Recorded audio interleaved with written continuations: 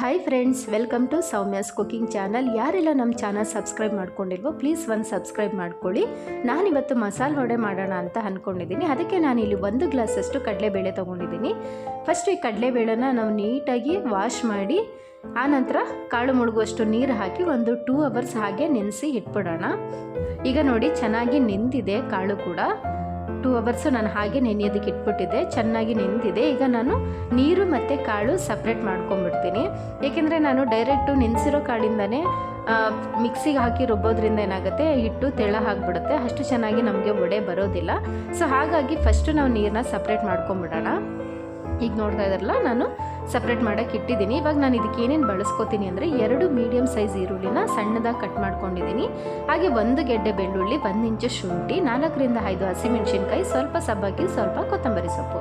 ನೀವು ಖಾರಕ್ಕೆ ಅನುಗುಣವಾಗಿ ಮೆಣಸಿನ್ಕಾಯಿನ ಹಾಕೋಬೋದು. ನಾನಿಲ್ಲಿ ಫಸ್ಟು ರುಬ್ಬೋದಕ್ಕೆ ಏನು ಮಾಡ್ತೀನಿ ಅಂದರೆ ಬೆಳ್ಳುಳ್ಳಿ ಮತ್ತು ಶುಂಠಿ ಹಾಗೆ ಹಸಿಮೆಣಸಿನ್ಕಾಯಿನ ಹಾಕೋತಾ ಇದ್ದೀನಿ.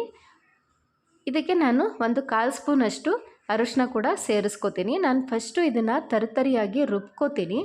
ಆನಂತರ ನಾನು ಕಾಳು ಮಿಕ್ಸ್ ಮಾಡಿಕೊಂಡು ರುಬ್ಕೋತೀನಿ. ಇದು ಸಿಂಪಲ್ ರೆಸಿಪಿ, ತುಂಬಾ ಟೇಸ್ಟು ಕೂಡ ಆಗಿರುತ್ತೆ. ನಾನೇನೇ ಚಕ್ಕೆ ಲವಂಗ ಆ ಥರ ಯಾವುದೇ ಮಸಾಲೆ ಪದಾರ್ಥಗಳನ್ನ ಯೂಸ್ ಮಾಡ್ತಾಯಿಲ್ಲ. ಬರೀ ಇಷ್ಟನ್ನು ಹಾಕ್ಕೊಂಡೇ ಮಾಡಿ ತುಂಬಾ ಟೇಸ್ಟ್ ಅಂತೂ ತುಂಬಾ ಚೆನ್ನಾಗಿರುತ್ತೆ. ನೋಡ್ತಾ ಇದ್ದಾರಲ್ಲ, ಇವಾಗ ಸ್ವಲ್ಪ ತರಿತರಿಯಾಗಿ ರುಬ್ಕೊಂಡಿದ್ದೀನಿ. ಇದಕ್ಕೆ ನಾನು ಕಡಲೆಬೇಳೆ ನಾನು ನೀರು ಸಪ್ರೇಟ್ ಮಾಡಿ ಇಟ್ಕೊಂಡಿದ್ನಲ್ಲ, ಆ ಕಡಲೆಬೇಳೆನ ಸ್ವಲ್ಪ ಸೇರಿಸ್ಕೊಂಡು ಅದನ್ನು ಕೂಡ ನಾನು ತರಿತರಿಯಾಗಿ ರುಬ್ಕೋತೀನಿ. ಇದು ನುಣ್ಣಗೆ ರುಬ್ಕೊಂಬಿಟ್ರೆ ಏನಾಗುತ್ತೆ ಅಂತಂದರೆ ವಡೆ ಅಷ್ಟು ಚೆನ್ನಾಗಿ ಕ್ರಿಸ್ಪಿಯಾಗಿ ಬರೋದಿಲ್ಲ.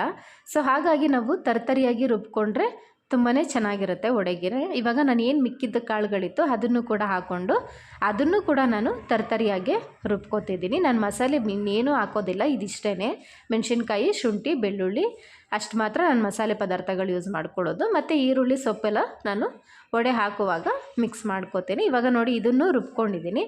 ಈಗ ಅದನ್ನೆಲ್ಲ ಒಂದು ಬೌಲ್ಗೆ ಹಾಕೋತಾ ಇದ್ದೀನಿ. ಈಗ ನಾನು ಏನು ತೊಗೊಂಡಿದ್ದೆ, ಈರುಳ್ಳಿ ಸಣ್ಣದಾಗಿ ಕಟ್ ಮಾಡಿ ಇಟ್ಕೊಂಡಿದ್ನಲ್ಲ ಅದನ್ನು ಈಗ ಸೇರಿಸ್ಕೋತೀನಿ. ಹಾಗೆ ಸ್ವಲ್ಪ ಸಬ್ಬಕ್ಕೆ, ಸ್ವಲ್ಪ ಕೊತ್ತಂಬರಿ ಸೊಪ್ಪು ಕೂಡ ಕಟ್ ಮಾಡಿ ಇಟ್ಕೊಂಡಿದ್ದೆ, ಅದನ್ನು ಕೂಡ ಇವಾಗ ಸೇರಿಸ್ಕೋತಾ ಇದ್ದೀನಿ. ಇದಕ್ಕೆ ನಾನು 1 ಸ್ಪೂನಷ್ಟು ಅಕ್ಕಿ ಹಿಟ್ಟು ಸೇರಿಸ್ಕೋತೀನಿ. ಅಕ್ಕಿ ಹಿಟ್ಟು ಹಾಕೋದ್ರಿಂದ ಕ್ರಿಸ್ಪಿ ಅಂತೂ ತುಂಬಾ ಚೆನ್ನಾಗಿ ಬರುತ್ತೆ ವಡೆದು. ಹಾಗೆ ಇಲ್ಲಿ ರುಚಿಗೆ ತಕ್ಕಷ್ಟು ಉಪ್ಪು ಕೂಡ ನಾನು ಸೇರಿಸ್ಕೊಂಡು ನೀಟಾಗಿ ಮಿಕ್ಸ್ ಮಾಡ್ಕೋತೀನಿ. ಇದಕ್ಕೆ ಯಾವುದೇ ನೀರಾಗಲಿ ಬೇರೆ ಏನೂ ನಾನು ಮಿಕ್ಸ್ ಮಾಡ್ಕೋತಾ ಇಲ್ಲ.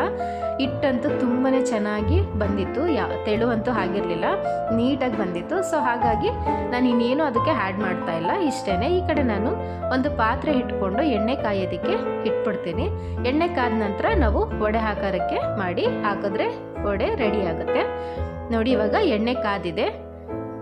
ಎಣ್ಣೆಗೆ ಹಾಕುವಾಗ ಯಾರೇ ಆದರೂ ಅಷ್ಟೇ ಹುಷಾರಾಗಿ ಹಾಕಿ, ಏಕೆಂದರೆ ಎಣ್ಣೆ ಬೇಗನೆ ಮೇಲೆ ಬರುತ್ತೆ. ಸೊ ಹಾಗಾಗಿ ನಾವು ನಿಧಾನಕ್ಕೆ ನೋಡಿಕೊಂಡು ಹಾಕಿದ್ರೆ ಬೆಸ್ಟ್. ಇವಾಗ ನಾನು ವಡೆಗಳನ್ನ ಹಾಕಿದ್ದೀನಿ. ಇದನ್ನು 1 ನಿಮಿಷ ಅಥವಾ 2 ನಿಮಿಷ ಒಂದು ಸೈಡು ಬೇಯೋದಕ್ಕೆ ಬಿಟ್ಬಿಡೋಣ. ಆ ನಂತರ ನಾವು ನಿಧಾನಕ್ಕೆ ಇನ್ನೊಂದು ಕಡೆ ಬೇಯಿಸ್ಕೊಂಡ್ರೆ ವಡೆ ರೆಡಿ ಆಯಿತು. ನೋಡ್ತಾ ಇದ್ದಾರಲ್ಲ ಎಷ್ಟು ಚೆನ್ನಾಗಿ ವಡೆ ರೆಡಿ ಆಗಿದೆ ಅಂತ. ಸೇಮ್ ನಿಮಗೆ ಹೋಟೆಲಲ್ಲಿ ತಿನ್ನೋ ಥರನೇ ಅನಿಸುತ್ತೆ. ತುಂಬ ಅತಿ ಮಸಾಲೆ ಹಾಕ್ಬಿಟ್ರೆ ಏನಾಗುತ್ತೆ, ಅದು ಗ್ಯಾಸ್ಟ್ರಿಕ್ಕು ಕೂಡ ಆಗುತ್ತೆ. ಹಾಗೆ ತಿನ್ನೋದಕ್ಕೂ ನಮಗೆ ಜಾಸ್ತಿ ತಿನ್ನೋದಕ್ಕೆ ಆಗೋದಿಲ್ಲ. ಈ ಥರ ಮಾಡೋದ್ರಿಂದ ಟೇಸ್ಟು ಕೂಡ ತುಂಬಾ ಚೆನ್ನಾಗಿರುತ್ತೆ. ಹಾಗೆ ನಮಗೆ ಬೇಗ ಕೂಡ ಆಗುತ್ತೆ. ಸೊ ಹಾಗೆ ಇನ್ನೊಂದು ಸರಿನೂ ಹಾಕ್ಕೊಂಡು ನಾನು ಹಾಗೇ ಒಂದು ಸೈಡಿಂದ ಮತ್ತೆ ಒಂದು ಸೈಡು ಬೇಯಿಸ್ಕೊಂಡು ಇವಾಗ ವಡೆ ರೆಡಿಯಾಗಿದೆ. ನಾವು ಮೀಡಿಯಮ್ ಫ್ಲೇಮಲ್ಲಿ ಇಟ್ಕೊಂಡು ಬೇಯಿಸ್ಕೊಂಡ್ರೆ ಬೆಸ್ಟು. ಏಕೆಂದರೆ ಒಳಗಡೆ ಹಿಟ್ಟು ಬೇಯೋದಿಲ್ಲ. ನಾವು ಹೈ ಫ್ಲೇಮಲ್ಲಿ ಇಟ್ಟರೆ ಏನಾಗುತ್ತೆ, ಮೇಲೆಲ್ಲ ಸೀದೋದ ಥರ ಆಗಿಬಿಡುತ್ತೆ, ಒಳಗಡೆ ಬೇಯೋದಿಲ್ಲ. ನೋಡ್ತಾ ಇದ್ದೀರಲ್ಲ ವಡೆ ಎಷ್ಟು ಚೆನ್ನಾಗಿ ಕ್ರಿಸ್ಪಿಯಾಗಿ ಬಂದಿದೆ ಅಂತ. ಇವತ್ತಿನ ವ್ಲಾಗು ಕಂಪ್ಲೀಟ್ ಆಗಿದೆ ಫ್ರೆಂಡ್ಸ್. ಮತ್ತೆ ನೆಕ್ಸ್ಟ್ ವಿಡಿಯೋದಲ್ಲಿ ಸಿಗ್ತೀನಿ. Take care.